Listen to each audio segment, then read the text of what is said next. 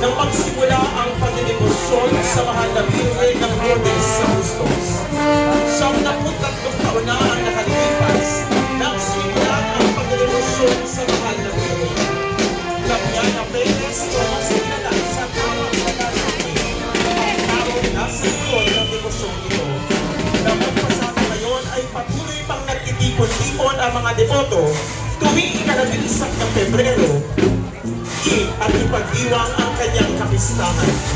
Hanggang sa taong 1995 sa pag-ibig-pag-isang nalang ito ay pinagpatuloy pa rin ang kanyang pamilya Birhen ng Lourdes.